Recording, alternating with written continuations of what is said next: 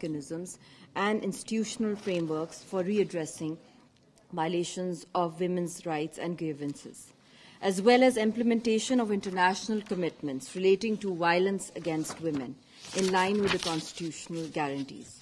Zainab Alert Response and Recovery Act 2020, Enforcement of Women's Property Rights Act 2020, the Anti-Rape, the Investigation and Trial Act 2021, and the Protection Against Harassment of Women at Workplace Amendment Act 2022 are some significant legislations aimed to protect women.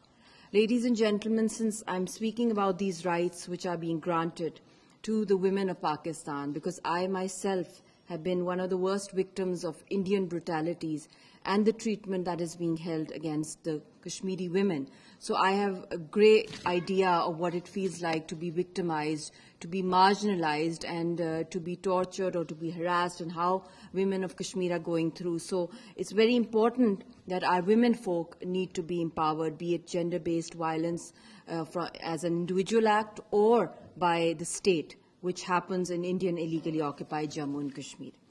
And women protection and rehabilitation centers are working at the federal, provincial and district level, providing early response to the victims of violence, and also provide medical, legal, psychological support and rehabilitation services. Child Protection Institute and bureaus established at the federal and provincial level provide protection to children, especially girls, from all forms of physical or mental violence, neglect, maltreatment, exploitation, and abuse. National Commission on the Status of Women, established at the federal level at the monitoring body on women's related issues, keeps a close liaison with provisional commissions on the status of women. Provisional commissions also act as an oversight bodies to suggest policy, legal and administrative steps for women empowerment and removal of discrimination against them in their respective provinces. Ladies and gentlemen, Ministry of Human Rights has also initiated a national policy on ending violence against women. Zero draft has been prepared and finalization is in progress with the technical assistance of the UN Women. In addition to this, the federal government has also enacted the Legal Aid and Justice Authority Act 2020 that provides legal, financial and other forms of assistance to ensure access to justice to vulnerable groups, including women in criminal cases. Moreover, human rights relief and revolving funds have been established in order to provide financial assistance to the victims of human rights violations. The provincial women development departments have also mainstreamed gender equality across policies, laws and programs. They are coordinating and monitoring execution of provincial policies on gender reforms and women development, collection of quantitative and qualitative data on the status of women, building partnerships with key line departments and civil society organizations to facilitate women's access to legal and justice system. The federal and provincial governments have also set up helplines to combat GWV, including the MOHR helpline 1099, Provincial Commission on the Status of Women helpline 1043, KPK Bolo helpline, and Sindh Women Development Department helpline 1094. Psychosocial support services have been initiated to support female survivors of violence by several provincial stakeholders, including Department of Social Welfare, Special Education and Women Empowerment, KPK and Women Development Department, Punjab, in collaboration with NGO and UN bodies.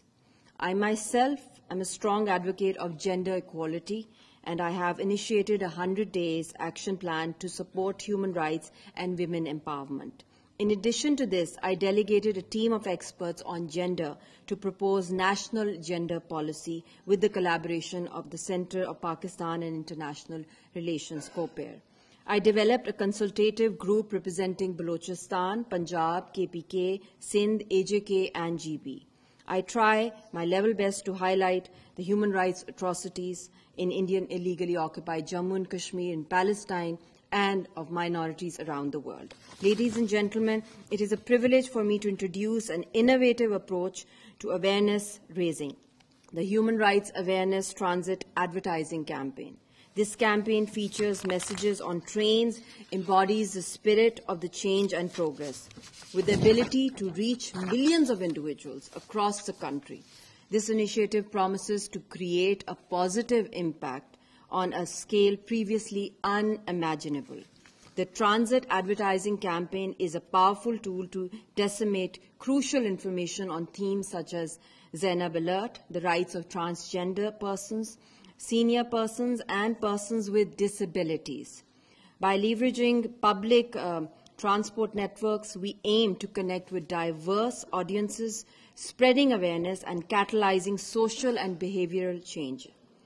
This endeavor is a collaborative effort between the Ministry of Human Rights and the Ministry of Railways, signifying a strong partnership in our shared commitment to human rights advocacy.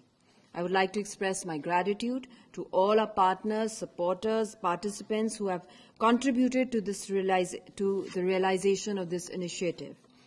The success of such actions relies on collective efforts, and your presence here today exemplifies the shared responsibility we hold towards building a more just and rights-respecting society. Thank you so much. God bless you all.